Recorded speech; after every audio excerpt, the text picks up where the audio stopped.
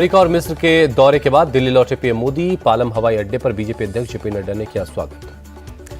PM Modi को receive करने दिल्ली के 7 सांसद भी एयरपोर्ट पहुंचे। पीएम मोदी का किया शानदार स्वागत। पीएम मोदी के अमेरिका दौरे को लेकर बोली केंद्रीय मंत्री मीनाक्षी लेखी, अमेरिका से 75 साल में सबसे बेहतर दौर में हैं रिश्ते। बीजेपी सांसद डॉक्टर हर्षवर्धन ने कहा, सारे हिंदुस्तानियों को पीएम पर गर्व है, उनकी वजह से अमेरिका में भारत की इज्जत बढ़ी है। पीएम मोदी की यात्रा पर बोले बीजेपी सांसद हंसराज हंस, इससे पहले अमेरिका और व्हाइट हाउस में इतना अच्छा स्वागत किसी का नहीं हुआ। बीजेपी सांसद रमेश बिधूड़ी ने कहा, देश को गौरवान्वित करके लौटे हैं पीएम, 140 करोड़ लोगों की उम्मीदों पर खरे उतरे। मिस्र में गीजा पिरामिड भी देखने गए पीएम मोदी, साथ में पिरामिड देखने के लिए पीएम मुस्तफा मैडबोली को शुक्रिया कहा। सितंबर में होने वाले G20 शिखर सम्मेलन के लिए मिस्र के राष्ट्रपति को पीएम ने दिया न्योता, विदेश सचिव ने जानकारी दी। पीएम मोदी की राजकीय यात्रा के बाद अमेरिकी राष्ट्रपति बाइडेन ने किया ट्वीट, लिखा, अमेरिका और भारत के बीच की दोस्ती दुनिया में सबसे महत्वपूर्ण दोस्तियों में से एक है। जो बाइडेन ने कहा, अमेरिका और भारत की दोस्ती पहले से कहीं ज्यादा मजबूत, करीब और ज्यादा गतिशील है। बाइडेन के भारत को सबसे अहम दोस्त बताने पर पीएम मोदी ने जवाब दिया। ट्विटर पर लिखा, मैं आपकी बात से सहमत हूं। पीएम मोदी की सफल यात्रा पर पाकिस्तान के पूर्व पीएम इमरान खान ने शहबाज शरीफ सरकार को घेरा, कहा, अमेरिका ने पाकिस्तान की हैसियत बता दी है। 2024 में एनडीए के सामने होगा पीडीए, विपक्ष के संयुक्त गठबंधन का नाम होगा पैट्रियाटिक डेमोक्रेटिक अलायंस। शिमला में होने वाली मीटिंग में लगेगी इस पर मुहर। इस बार एनडीए को पीडीए हराएगा, अखिलेश यादव का बीजेपी पर बड़ा हमला। विपक्षी दलों के अलायंस पर यूपी के डिप्टी सीएम का निशाना, कहा, पीडीए का मतलब प्रॉपर्टी डिफेंस अलायंस।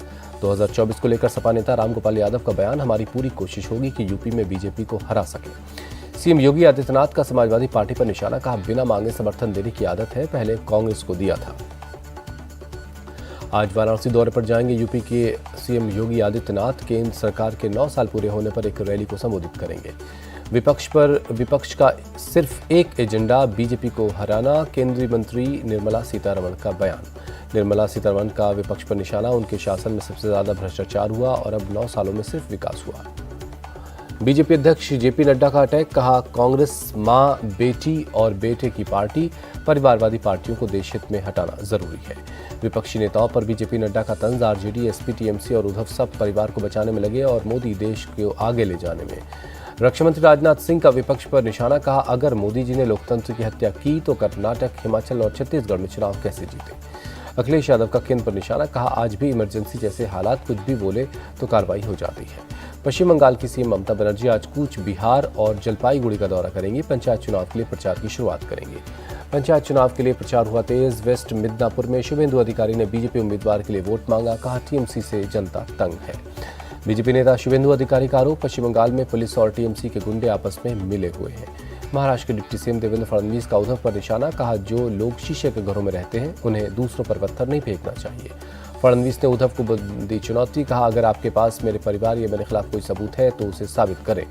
ओवैसी की जनसभा में औरंगजेब जिंदाबाद का नारा लगने का मामला, बीजेपी नेता किरीट सोमैया ने बुल्ढाना पुलिस में शिकायत की।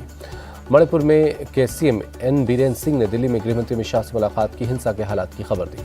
मणिपुर में 30 जून तक इंटरनेट बैन, तनाव को देखते हुए सरकार का फैसला। बीजेपी प्रवक्ता समित पात्रा का बयान, मणिपुर के हालात को ठीक करने के लिए केंद्र सरकार कोशिश कर रही है। मणिपुर हिंसा पर बोले एसपी नेता रामगोपाल यादव, कहा, मणिपुर में हालात खराब है, सर्वदलीय मीटिंग में राष्ट्रपति शासन लगाने की मांग की। ब्रिजभूषण शरण सिंह के मामले में पहलवानों ने किया ऐलान, अब सड़क के बजाय कोर्ट में लड़ी जाएगी लड़ाई। पहलवानों का बयान, कहा, महिला पहलवानों की शिकायत के मामले में पुलिस ने चार्जशीट दाखिल की। नई कुश्ती संघ की चुनाव की प्रक्रिया शुरू हुई है। पहलवान विनेश फोगाट ने किया ट्वीट, लिखा, थोड़े दिन के लिए सोशल मीडिया से ब्रेक ले रही हूं। पहलवानों ने एशियन गेम्स को लेकर गृहमंत्री को लिखा खत, 10 अगस्त के बाद ट्रायल करवाने की मांग की। पंजाब पुलिस ने आतंकी लखबीर सिंह लाना और हरविंदर सिंह उर्फ रिंडा के ठिकानों पर छापा मारा, 2 पिस्टल और 285 कारतूस बरामद किए। तमिलनाडु के पोंड्राम में रेलवे ट्रैक पर कंक्रीट का एक स्लैब मिला, पुलिस ने केस दर्ज कर जांच शुरू कर दी है। धर्म परिवर्तन पर सीएम योगी का बड़ा बयान, कहा, डिजिटल माध्यम से हमारी संस्कृति पर हो रहा है हमला, युवाओं को बनाया जा रहा निशाना। सीएम योगी ने यूपी की कानून व्यवस्था की भी तारीफ की, कहा, मौसम की तरह माफिया भी ठंडे हो गए हैं। काशी विश्वनाथ में महंगे दर्शन पर अखिलेश यादव ने योगी सरकार को घेरा, कहा, आम जनता से दर्शन करने का अधिकार भी छीना जा रहा है। पश्चिम बंगाल के पुरुलिया में टीएमसी और सीपीआई कार्यकर्ताओं के बीच झड़प, पूरे इलाके में धारा 144 लगाई गई। बिहार के मधेपुरा में बीजेपी की बैठक में बवाल हुआ, बीजेपी की मीटिंग में कई राउंड गोलियां चली हैं। बैठक के दौरान आपसी विवाद में हुई फायरिंग में एक बीजेपी कार्यकर्ता को गोली लगी। नवी मुंबई के पनवेल में दहशत का माहौल है। लोगों के घरों के बाहर पीएफआई जिंदाबाद की चिट्ठी और सुतली बम मिले हैं। पनवेल पुलिस ने अशांति फैलाने के मामले में केस दर्ज किया है। सोसाइटी में रहने वाले लोगों के बयान लिए जा रहे हैं। गाजियाबाद के कोचिंग सेंटर में सामूहिक नमाज पढ़ी गई। आरोपी गिरफ्तार छात्रों के साथ आसपास के लोगों को बुलाता था। अमरनाथ यात्रा से पहले जम्मू कश्मीर में सुरक्षा बढ़ाई गई। उधमपुर में ड्रोन से निगरानी। 1 जुलाई से होगी शुरू यात्रा। उत्तराखंड में बारिश का ऑरेंज और रेड अलर्ट जारी हुआ। 40 से 50 किलोमीटर प्रति घंटे की रफ्तार से चल सकती हवाएं। रोकी गई केदारनाथ यात्रा। खराब मौसम की वजह से लिया गया फैसला। बारिश के चलते गौरीकुंड केदारनाथ पैदल का जो रास्ता है वो बाधित हुआ है। केदारनाथ के यात्रियों को सुरक्षित जगहों पर भेजा गया है। हिमाचल के मंडी में बागी पुल के पास बादल फटा। छात्रों की एक बस समेत करीब 50 गाड़ियां मौके पर फंस गई हैं। लैंडस्लाइड की वजह से मंडी से कुल्लू के बीच कटोला मार्ग कमान के पास बंद हो चुका है। प्रशासन और स्थानीय लोगों ने फंसे हुए यात्रियों के लिए इंतजाम किए हैं। पंजाब में भी आज भी बारिश के आसार है। राज्य में आज मानसून दस्तक देगा।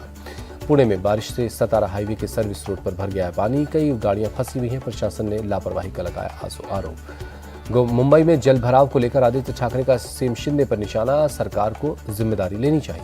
आदित्य ठाकरे पर बीजेपी का पलटवार। विधायक नीतीश राणे बोले 30 साल की गंदगी 1 साल में कैसे साफ होगी। सीएम शिंदे ने कहा बारिश से लोगों को ना हो किसी तरह की दिक्कत। जल भराव को लेकर वॉर रूम से निगरानी की जा रही है। असम में बाढ़ की स्थिति लगातार बिगड़ रही है। गृहमंत्री अमित शाह ने हालात पर लिया अपडेट। सीएम हेमंत बिस्वा शर्मा का बयान।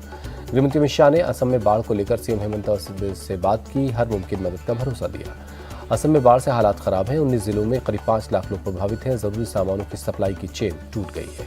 असम के नलबाड़ी में बाढ़ से हालात खराब। रिहायशी इलाकों में नदियां उफान पर हैं। हिमाचल प्रदेश में हुई लगातार बारिश ने बढ़ाई लोगों की मुसीबत। कांगड़ा शहर में कई इलाकों में पानी भर गया है। हिमाचल प्रदेश के कांगड़ा में टांडा में भारी बारिश के बाद मेडिकल कॉलेज में घुसा पानी। एडीएम ने की पुष्टि। प्रशासन के मुताबिक अभी तक किसी के बड़े नुकसान की कोई खबर नहीं है। आपदा प्रबंधन टीम आपातकालीन संचालन केंद्रों के संपर्क में है। जम्मू कश्मीर के पुंछ में नाले में अचानक बाढ़ आ गई। एक शख्स बाढ़ के बीच फंस गया। काफी मशक्कत के बाद उसको बचाया जा सका। स्थानीय लोगों ने की मदद। भोपाल में निकाली गई भगवान जगन्नाथ की रथ यात्रा पर बड़े पैमाने पर लोग शामिल हुए। गुवाहाटी में ब्रह्मपुत्र नदी का जलस्तर बढ़ने से निचले इलाकों में हो रहा है जलभराव। स्थानीय लोगों को परेशानियों का करना पड़ रहा है सामना। ब्रह्मपुत्र नदी के जलस्तर में अब देखी जा रही थोड़ी कमी। आने वाले दिनों में कुछ और राहत की उम्मीद है। उत्तराखंड में बारिश की वजह से गौरीकुंड केदारनाथ पैदल का रास्ता पर गदेरा उफान पर है। केदारनाथ के लिए पैदल यात्री फंसे हुए हैं। फंसे यात्रियों को गौरीकुंड समेत दूसरे सुरक्षित जगहों पर भेजा गया। प्रशासन ने चलाया रेस्क्यू ऑपरेशन। मुंबई में बीएमसी ने राजावाड़ी कॉलोनी में एक इमारत के एक हिस्सा गिरने के बाद उसे ढाया। खतरे के अंदेशे को देखते हुए की गई कार्रवाई। भोपाल के कई इलाकों में हुई बारिश। लोगों को गर्मी से कुछ राहत मिली है। हिमाचल प्रदेश के कुल्लू में भारी बारिश से माहौल खड्ड में आया फ्लैश फ्लड। कई गाड़ियों को नुकसान पहुंचा है। सभी गाड़ियों को जेसीबी की मदद से बाहर निकाला गया। किसी के घायल होने की खबर नहीं है। हरियाणा के पंचकुला में बारिश की वजह से नदी में अचानक सैलाब आ गया। नदी किनारे खड़ी एक गाड़ी उसमें फंस गई। गाड़ी में सवार महिला को रस्सी की मदद से बाहर निकाला गया। काफी मशक्कत के बाद रेस्क्यू में कामयाबी मिली। महिला को अस्पताल में भर्ती करवाया गया। फिलहाल उसकी हालत स्थिर है। हीलिंग हिमालय की तरफ से शिमला में सफाई अभियान। यूनाइटेड नेशन एनवायरमेंट प्रोग्राम की गुडविल एम्बेसडर दिया मिर्जा इसमें शामिल हुई। ओडिशा के गंजम जिले में भीषण बस हादसा हुआ है। 10 लोगों की मौत, 8 लोग जख्मी हैं। घायलों को बरहमपुर के MKCG मेडिकल कॉलेज में भर्ती करवाया गया है। रूस का सीरिया पर बड़ा हवाई हमला। एयर स्ट्राइक में 2 बच्चों समेत 13 लोगों की जान गई। सीरिया के विद्रोही इलाके में रूस ने यह हमला किया है। हमले में 30 से ज्यादा लोग जख्मी हैं। पाकिस्तान में 2 दिन में सिखों पर दूसरा हमला। पेशावर में गोली मारकर एक युवक की हत्या कर दी गई। पाकिस्तान में 1 साल के अंदर तीसरे सिख युवक की हत्या हुई है। पिछले महीने लाहौर में हमलावरों ने सरदार सिंह की गोली मारकर हत्या कर दी थी।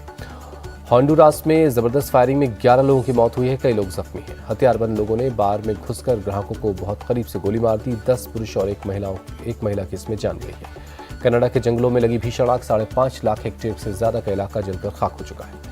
रूस के सेंट पीटर्सबर्ग में स्कारलेट सेल्स फेस्टिवल का जश्न जमकर हुई आतिशबाजी। नेवा नदी के किनारे पहुंचे युवाओं ने लेजर शो का मजा लिया। लाल रंग की पाल वाली ब्रिगेड भी नजर आई।